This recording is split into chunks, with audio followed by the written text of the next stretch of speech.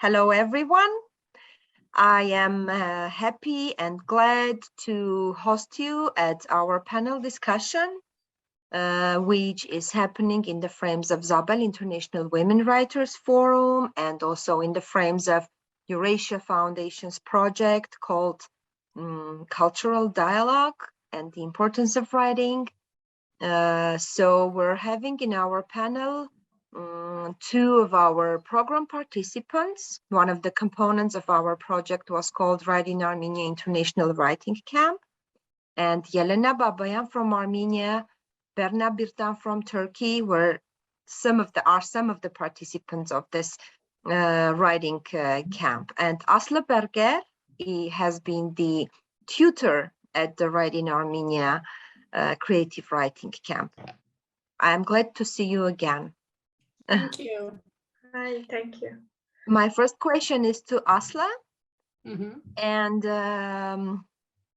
so there is this thing that there are some writers who have taken creative writing trainings or even have master's degree in creative writing, right? And then there are this group of writers who do not believe in training. And they are kind of self-made writers without mentorship, without training. And there is this opposition between these two types of writers and two different ways of becoming writer. Right. What is your experience in that? Because now you are teaching, but have you taken lessons in creative writing or are you a self-made writer? Please share. Well, it's a very hard question, and I can easily say I am for both of them. I think both works. Before I took creative writing lessons at college because I studied American studies and literature at university for 4 years. And in that department, we worked on creative writing a lot, actually. We worked on writing screenplays, writing plays, and just short stories. We worked on short stories, nothing like a novel, but on short stories. And also textual analysis, which was a very important class in my, again, department. And another one was semiotics, which is, which word wants to say what. So I took these classes and I think they helped me a lot in my writing. First of all, I knew from school that there were rules. But what do you mean rules? Like when you're writing something, of course, there aren't any rules. You write from the heart. But also there is a frame.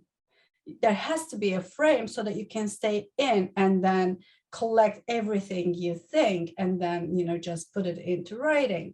So classes actually taught me that, it gave me an idea of how to put things together. And semiotics helped me a lot for teaching me. I'm using a word, and that word, I think we worked on this in the class. No word is used in vain. I use every word knowing I'm using it and for what. Any word you can find in my books had been my choice. They aren't just there just because. I had picked them one by one. So I think that also comes from the class. So yes, it helped me a lot. But did I know that it helped me? I didn't at the beginning. I thought I was just writing from the heart, and I was thinking that it should be that way, that it cannot be taught or it cannot be framed or, it has to be from your heart. But no, writing needs a lot of discipline and it needs a lot of editing. It is as editing as much as writing, actually. maybe I have told you about the story in the class, but Harper Lee's book, To Kill a Mockingbird, you know the book, right? It's a classic in literature, in world literature. So Harper Lee wrote this book, novel, To Kill a Mockingbird, and then gave it to the publishing house. The editor there said, well, okay, there's something in here. There is something that I can see that is going to be something, but this is not it yet. So you have to work on it. So editor pushed her so hard for 2 years. They fought all the time. Is it going to be in this book? Is it going to be written like this or like that? So an editor actually is kind of like a teacher, right? So at the end, Harper Lee ended up with To Kill a Mockingbird. And guess what? 40 years later, Harper Lee's second book in all her lifetime was published, which was called Go Set for a Watchman. It was not actually her second novel. It was the first draft of To Kill a Mockingbird. Oh, really? Was it? So I didn't know. Yeah. So if you work these two books, if you read these two books back to back, you can actually see what does editing do to a work, to literary writing. It's a great example of it. So I really highly recommend. So yes, it definitely helps. And especially after I started giving classes, I realized, yes, you can actually direct someone or just inspire someone, give them, hope, and then maybe teach them a couple of things, and it helps. So now that's what I want to hear from the girls, how this training helped them. So you have taken 12 sessions in this program, and what do you think was the most helpful to you, both theoretically and practically, and what was the most important maybe advice or a lesson that you have learned from this training, which will help you or have already helped you in your writing? Helena, let's start with you. Yes, please. Yeah, I think Ashley's advice is stuck in my head and it helped me so much, which is write first with your heart and then write it once more with your brain, because you're going to edit a lot of stuff. Because before that, I kind of had this, I don't know, stereotype in me that it should be just brain, maybe, that if you are going to succeed or have a good piece, you need to think it very thoroughly, every piece. But it's this kind of blocking your creativity as a writer. So when Ashley said it, I don't know, it meant a lot for me, because I felt like, okay, I can write it by my heart, however I feel it, and then I can think of some thorough details or changing it or adding some tweaks into the story. Because before that, it was so stressful for me. And I think the next thing is a huge confidence, because I was self-doubting till this last point when I was writing, doubting my writing. And throughout the classes, when we were giving each other feedback, it helped me even to read someone my piece, which is important. Yes, I think of these two directions for me at this point. Berna, you can add, and I can think of something. Sure. What I found very helpful is that when we were doing little practices with Asla, I think she really helped me to follow a story or create some character and follow him or her through the story. Now, after all these 12 sessions, we did a lot of them. In my final piece, I kind of used it I used some how to say, some instance, some 1 second thing happened in my life, and then I imagined, and it really this is maybe what the creative writing is about, boosting your imagination at the same time. I used it and I kind of turned it into a concept in my mind. and then I incorporated into the writing. I hope it is understood, you read it. And I also always remember when Armen Ohanyan was like, he was talking about a lot of things, and he was always saying, I know this is a lot, and I know it's really hard to, keep all this in mind. But I always remember that he says, you should know about your characters, you should imagine them, you should know everything about them. And it's, I mean, yeah, sometimes you do, but sometimes you don't. Then I start to consciously think about my characters, and I think it helped a lot developing a story. Like, now I'm feeling when I'm writing something, I feel like, yeah, this, like, it's flowing as if they are living their lives. So yeah. But also, like Yelena said, it helped a lot with sharing your writing, because I was not in an environment like this before. So it also helped me to be a little bit more confident. I want to add something. I remembered one of Armin's advice, which was you need to cut the character if the character doesn't have any function to the story. Before that, I was like adding a lot of characters. And then when Armin told this, I was thinking now that I should find function. What is the goal of this character in this story? It was really interesting because whenever you read books, you don't think about that specifically. There are many secondary characters but they have some kind of meaning. This is what I learned from Armin. They always had to have some meaning in the story, symbolize something, or have a goal. Yeah. Before that, I was just adding characters. Yeah. Yeah. I am happy to hear that the training was useful. And indeed, when you are starting learning and this is your first experience sharing your pieces with each other, and you love reading each other and giving reactions. But I want to ask Asli if the same situation is continuing when you have already become an established, well-known writer. Is it still easy to share with your colleagues? Is there such a thing as a community of writers, established writers? Well, not so much actually. Here in Turkey, I have never seen writers come together. We see each other all the time, actually. Istanbul is a big city, but somehow there are these places that we all go to. So it's very easy to just bump into each other. But it had never been my experience to actually talk about our fiction openly. In fact, I might be the only one who does that.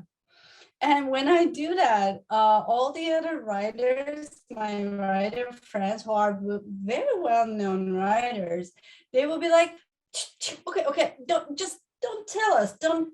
I'm like, why? I want to hear feedback, I want to hear your opinion. But I think I got used to this when I was living in the United States, because that's different in the United States. You actually talk about your work. There are groups of writers, they come together, they talk about their work, they inspire each other. And I had this friend who was a writer, and then we used to go grocery shopping 3 days a week together. And he was the guy who gave the title to my second novel, which is Executioner's Graveyard. I did not think that. But I was telling him every day, every time we met, I told him the story, how it was going. And then one day he came up with the title. He said, plain and simple, Executioner's Graveyard. And it was a perfect name. So it doesn't happen here in Turkey. Believe it or not, nobody talks about it. But I do, because I kind of I get very excited when I start thinking about a plot. I get so excited. I feel like telling the whole world about it. I want to tell my friends. I want to tell my neighbors, everyone. So that's me. No, people keep it secret for some reason. but I have get very, very excited. I have the feeling that it's the same here in Armenia. Well, I am not a writer, but I don't see much of the writers sharing about their Mhm. future work or even sharing the parts of their work with their colleagues. But, well, it depends on the cultures, I guess. So Yeah, sharing like is also a culture. true. Can I tell you a short like story kind of? When I was writing Souffle, I was living in New York, but I wanted to be in Paris because there are three characters in Souffle, one in New York, one in Paris, one in Istanbul. For the part that took place in Paris, I had to be there. I had to know the farmers market. I had to know the grocery shopping, everything, the streets. So me and my husband, we went to the French embassy to get a visa to actually rent a place in Paris and live there for a while so that I could experience. When we met this guy who gave the visa, a French guy, right? He was very suspicious of us since we were Turkish too.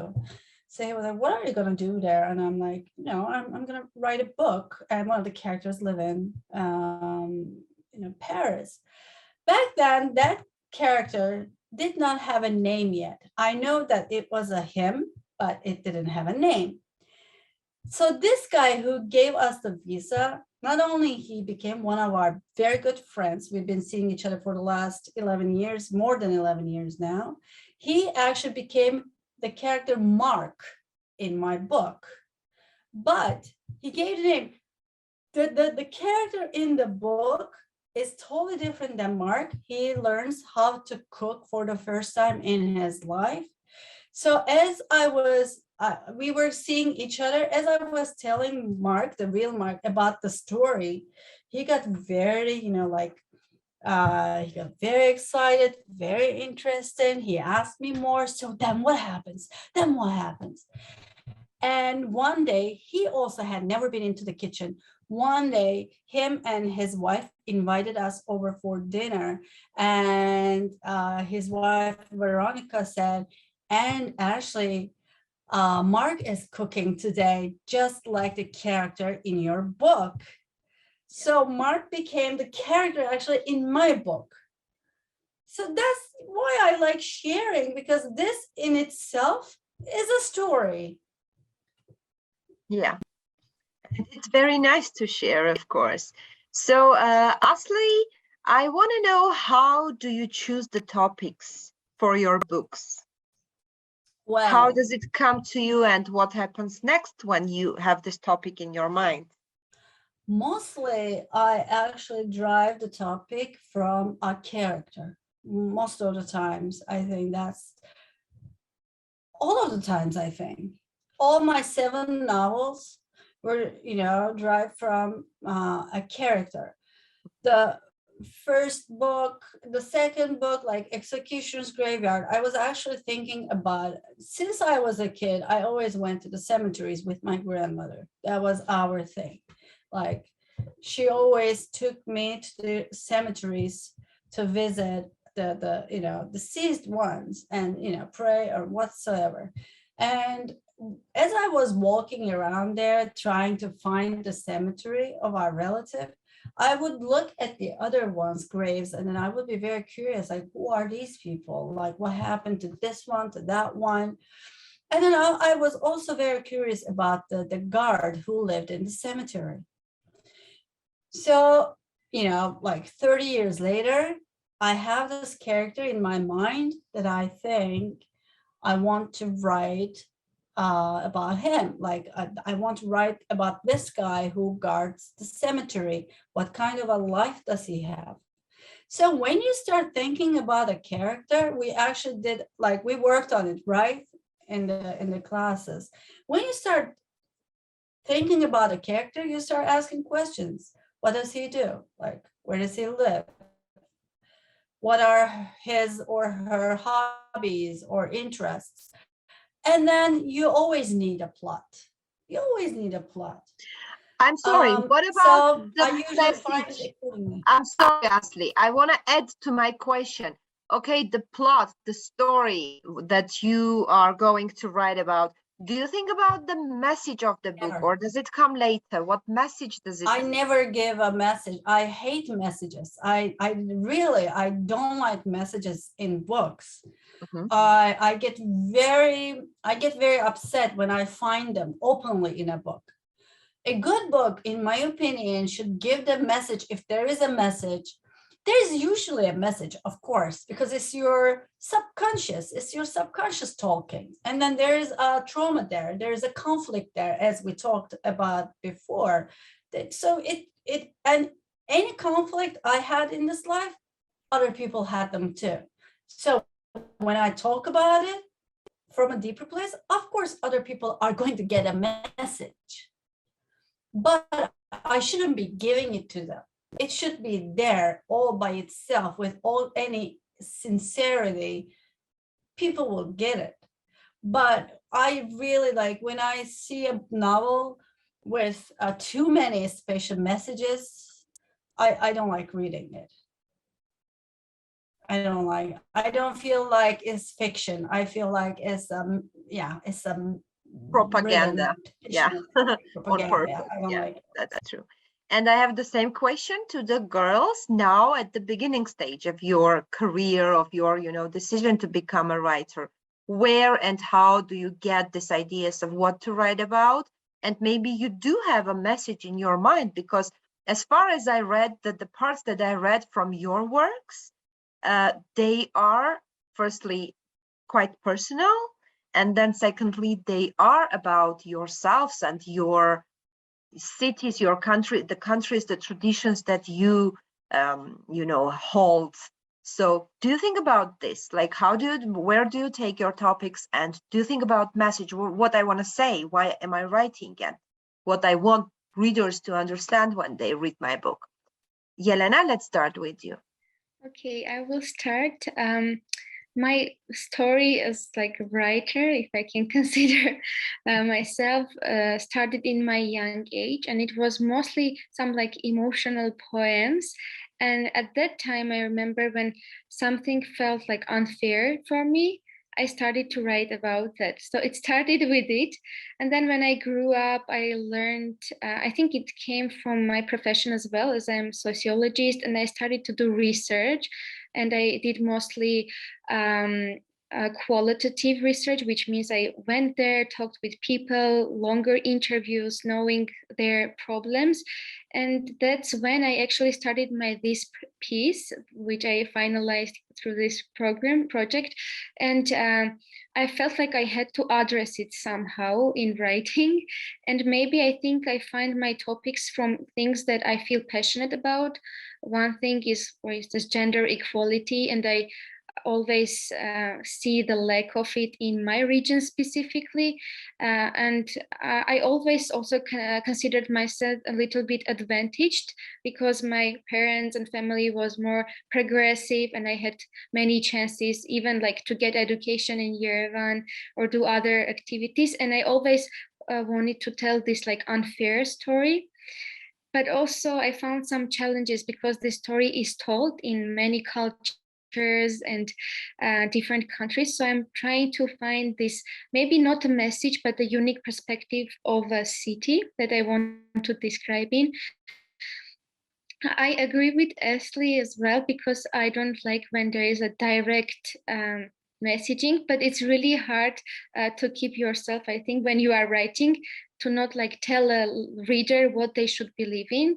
You kind of want to just lead the story, and then they will have their feeling.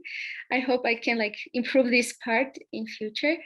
But now when I create something, if even it's a poem or writing piece, or even like a social media post, which might be poetic as well, I think it comes from the topics that I'm passionate about, that I care for.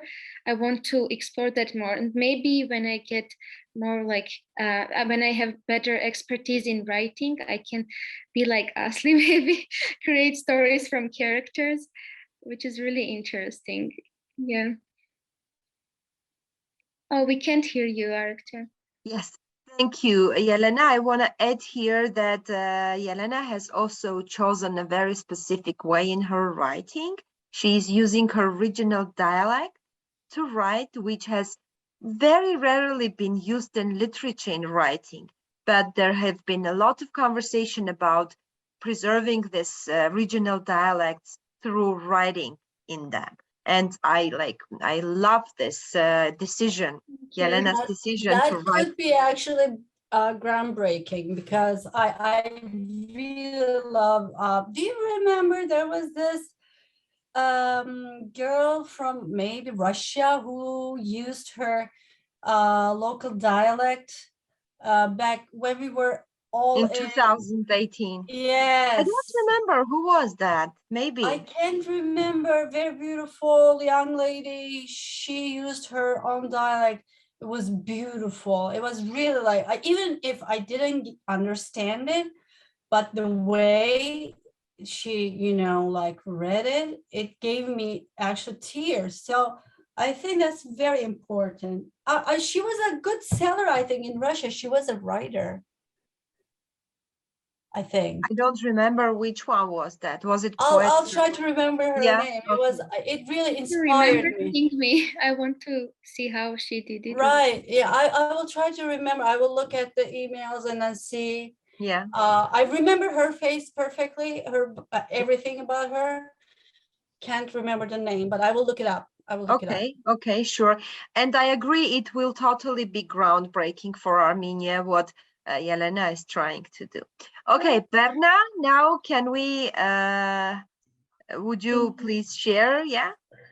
Well, I am like neither of Yelena and Aslı. I really feed myself with experiences, and I'm I really like action in every sense. So I am I was also writing a lot of poems like Yelena, but I was always caught up with a certain emotion and a certain experience and a moment, like seconds of things that would inspire me. But when you do this, I think it's easier to write poems, but I was always struggling with stories because, like as Aslı said, story has a plot and you have to create a something. I was always trying to write how to say like Chekhov style stories that I describe a certain situation, but that's why I didn't like writing stories.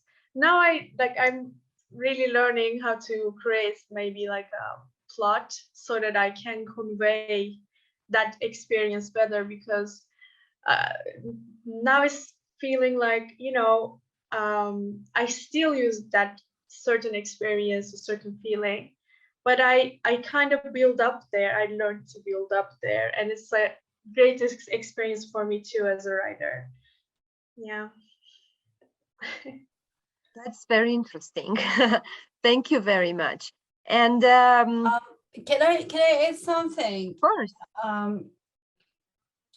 I think Berna is a great way. You're just, I know that you're writing as well, and then I know that you can write, and it's a great way to follow actually your heart, whatever the emotion there. Just be creative. I actually, there are stories on Instagram. So I posted this yesterday. I am kind of like tired of seeing all these yoga teachers giving messages. The way they live is supposed to be the message itself. I cannot take it anymore that they also say things like, be yourself, or treat yourself nicely. They're talking about something, they cannot name it. Is it God? Is it whatever, So I think same thing, just do the yoga, just do it. Be the message. Please do not give me the message. Any message irritates people, believe me, because I don't think we like to hear other people's opinions. We're not built that way for some reason. But when we see someone who is inspiring himself, then we go for it. So work should be like that. Yes, and the message is always there. I mean, yeah, maybe not directly, but it is always there. Literature, Of yeah, course. as we talked before, literature is a very strong, a very powerful Yes. tool in many, many spheres of our life. And as you probably know, this project is happening within a bigger project about Armenian and Turkish dialogue. And here I want to ask this question firstly to the young ladies. What do they think? How does this kind of project affect, or what impact this kind of project can have in creating dialogue between countries which are having a specific kind of conflict, which is not between the people, but between the governments, and it's a historical conflict. But does it help? What's your experience? Do you feel that this kind of project was specifically helpful to you to get into a dialogue with each other? Should I Yelena. start? Yes. Okay. I just think in general, art, any form of art, connects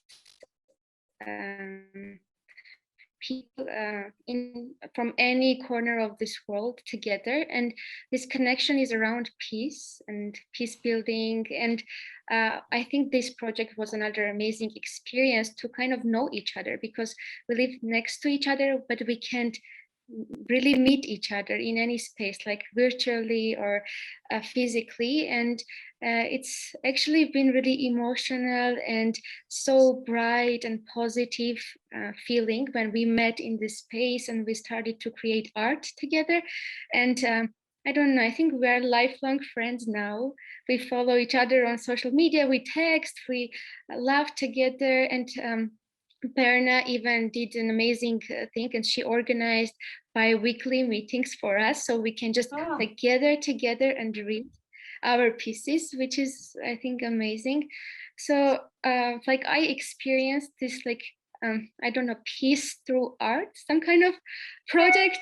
I know this our project has another name, but this was something I felt, and it was really powerful. And also knowing that there are so many bright and genuine women are there in Turkey and also here in Armenia, and we kind of have the same experiences, and our culture is so similar. Like we were writing poems. I think it was in Asli's class when we were trying to describe, like giving a recipe of women or of a male in our culture. It was so connected and similar that it's hard to believe that there is no such a space to kind of share it together. So thank you for that, for organizing this. It is so nice to hear that. And it's not accidental that I have invited Yelena and Berna to be a part of this panel, because I have noticed myself that there was a connection between them from almost the first day. And that's why I wanted especially them to share their experiences. Thank you. Berna, what would you say? Thank you. Well, I don't know. Maybe, in Turkish you say like the blood is, I don't know how to say that. Blood like there's calls. a connection. It's the Blood call calls. of the blood. Yeah, because maybe I'm saying this because my mom is from Northeast. Like it's very close to Armenia, like and very close to Gumi, actually. So maybe that's why Yelena and I are very connected. I don't know. Like that. Yeah. Well, what I thought is that maybe I'm a bit naive, but I always think that friendship can help with a lot of things, because most of the time we just opposed to the things we don't know, we don't get close to, and we get scared. So this kind of sharing is not only like a friendship, but we shared a lot. We were also already struggling. We were sharing a very important experience because we are struggling to write. We are struggling to be writers, but also like our group was whole women, so we were already also sharing our experiences as young women. So these were really intimate, like sharing. So I think it helped a lot with forming that close connection. That's what I thought. And like creating together is like any kind of work, I think helps with that. But like artwork is especially like it needs a lot of dedication and it needs a lot of emotions. So it boosts up the Thank you feeling. very much. I'm very happy to hear that.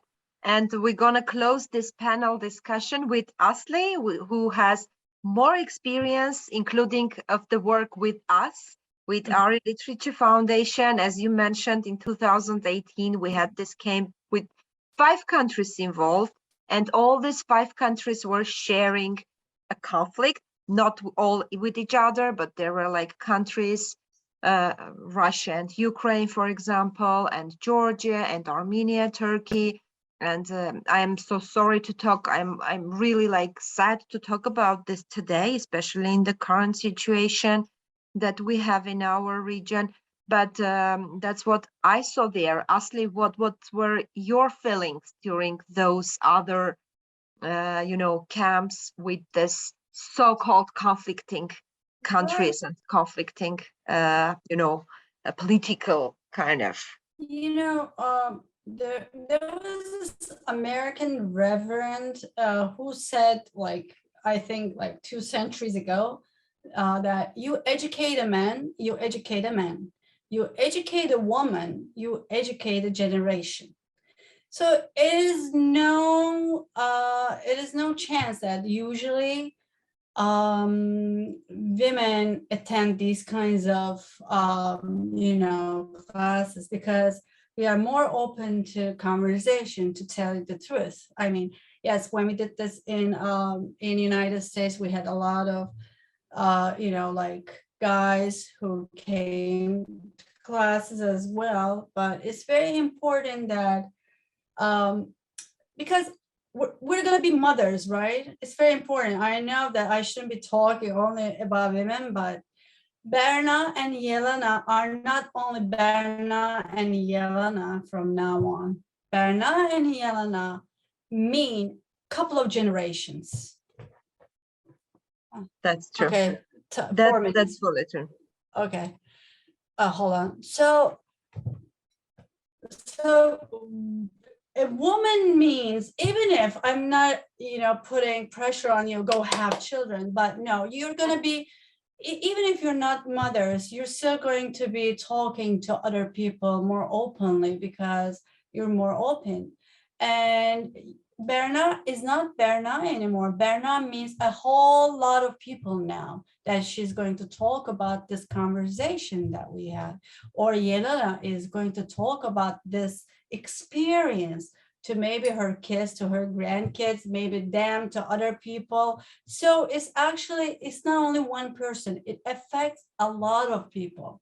That's why we need more of it, because believe it, our governments will mess it up again at some point. I have no doubt about it. I'm sorry. So if not in our generation, maybe next generations, because that's their job. That's their job to mess things up. I don't know, for money, for goods, for something. But we have to keep this going on a personal level. We just cannot be those kinds of people who are prejudiced and who hate others without even knowing them. So I think this program helped a lot, especially the one with 5 nations in Armenia, 12 days. It was really very interesting, very beautiful, very heartwarming. Everybody cried, everybody apologized to each other, which is very important. Once in a while, somebody should apologize to someone, Yes. And so it was very nice to understand each other. I really like this program. I just hope, we can keep this going for a long time. Again, like, we need generations and generations of kindness. Exactly. Thank you very much. I was reading an article at an Armenian online media, a very interesting one by EVN Report, which was saying that around the world, the peace negotiations are done by men. And according to statistics, only 3 to 8% of peace negotiators are women.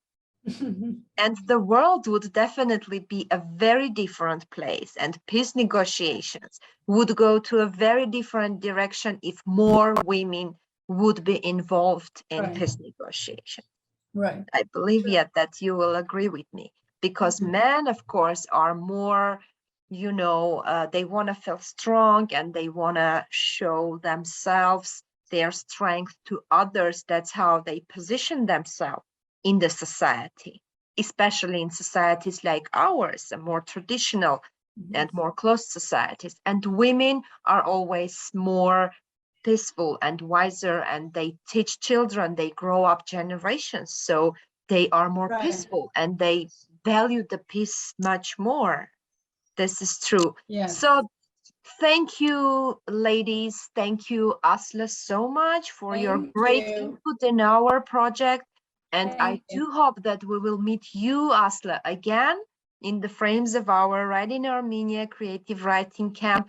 And we will follow up with Yelena and Berna in the future. You are our alumni forever.